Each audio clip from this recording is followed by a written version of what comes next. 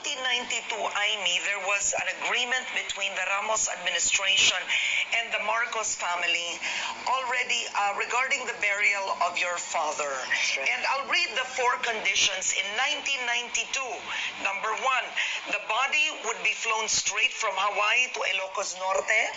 Number two, Marcos would be given honors befitting a major, his last rank in the armed forces of the Philippines. Number three, Marcos's body would not be paraded in Metro Manila. At that time, this was then Secretary Alunan explaining this because the wounds were still fresh in the minds of people. And the fourth condition, there would be no burial at the libingan ng mga bayani.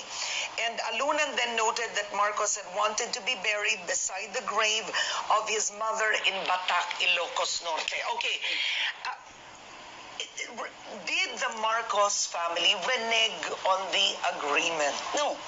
At that time, in 1993, the body was flown over on a chartered airplane, I recall, and then we all welcomed my father's body at the airport, and we proceeded to comply religiously with every single point that you've read, except for the fact that I don't recall any business about my dad wanting to be buried next to my grandmother. Okay. In as much as if anyone goes to the plot in Batac, wala ng lugar.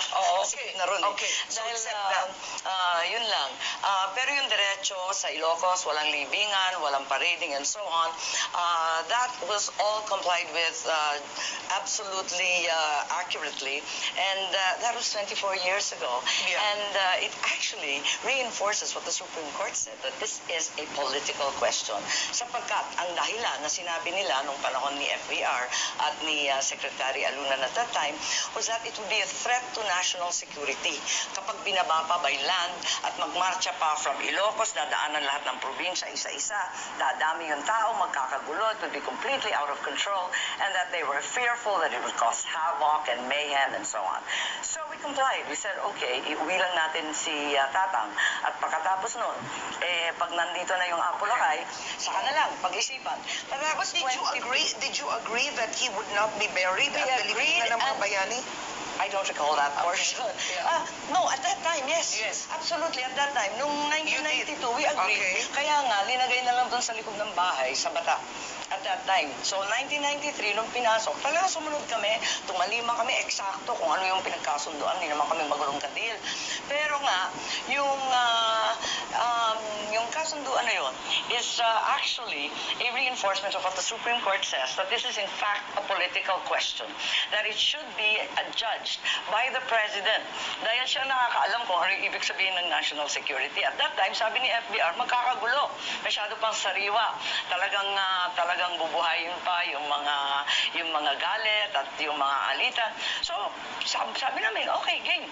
Pero ngayon, bigyan natin ng puwang si Presidente Duterte that it will be his determination, because it's a political question, that he determine na parang sa kanya, okay na eh. Matagal na eh. Ang haba-haba ng panahon, 27 years. Nung time na yon, marahil, kahit kami, medyo kinakabahan din dahil 3 years, no? 3 years, mainit pa nga eh. But now, it's 27 years. Surely we've grown up. Surely we're mature as a people. Surely our democracy is strengthened and really solid, so that we're able to conduct all these sort of rituals that a society requires, that we can put rest our dead and without causing all kinds of disruption. Other than his last wishes, what would this mean to your family? I mean, clearly this is very important. You've stressed it. It was his last wishes. But what does this mean to exactly your mother, even Senator Bongbong? I mean, I've met Irene a couple of times, but I don't know if she's personally involved in the fight. It's not a crusade. It doesn't make him a hero. At the end of the day, we'll have to judge that by other means. it's just complying with what your dad wanted.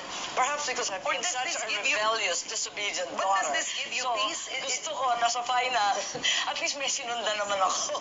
And, No, really, I on a think that's a serious big note. deal. That's a big deal for me. For us, it's quite simple. There's no big statement that he's now become a national hero or anything like that. As I said repeatedly, all we want is a simple soldier's burial, not the big hero's welcome that they keep talking about, not the huge state funeral that will entail time and cost and so much energy.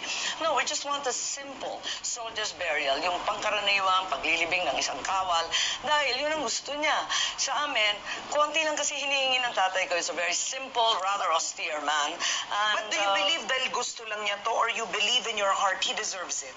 Oh, I sure. I think, do you I believe also it? Yeah. believe that he deserves it because at the end of the day, I'm a legal student. I read it. It's very clear. He falls under all those categories of having been president, having been a soldier, a Medal of Valor guy, and also the Secretary of National Defense, which was a portfolio he kept to himself. And sa akin, gusto ko talaga na sumunod dahil yun nga, yung hiniling niya. Pero wala naman kami mga ilusyon na biglang magbabago, magugunaw yung mundo, tapos lahat yung pagtingin ng tao, hero na, tapos ilalaglag lahat ng kaso. Wala yun. Talagang tuloy-tuloy pa rin yung mga kaso, yung mga issue na rineraise, talagang hindi naman matatahimik yan. Ang akin lang, ang hinihiling ko, what I'm really asking everyone for, is that we have an extremely well-informed, connected new generation.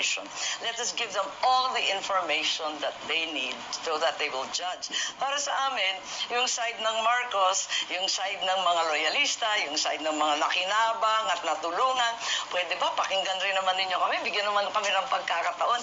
Naririnig natin puros masasama. Okay lang yun, narinig na natin yun. Pero for the new generation, and for the future, and for history, can we put it all on record as well? And then let them judge.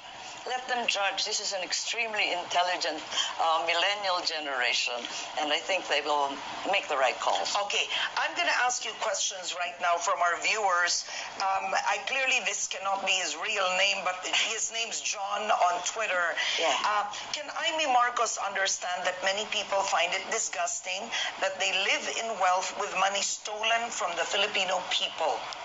Yes, I've heard that many, many times. At syempre, may karapatan sila sa kanilang opinion. O sabi nga nung iba, of course, they have a right to the wrong opinion. But levity aside, I do think that these cases are pending in court.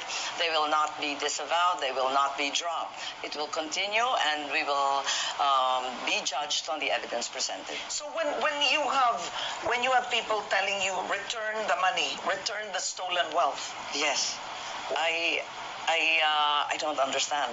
I really need to understand what is meant by that, and talagang kinakailangan kasi alamin na ito ay libing lang. Yung iba pang mga issue will continue. So, wag nating kulitin at itatambak sa isa kasi yan ang unang naaaral mo sa law school. Kailangan maliwanag ka, just as the Supreme Court.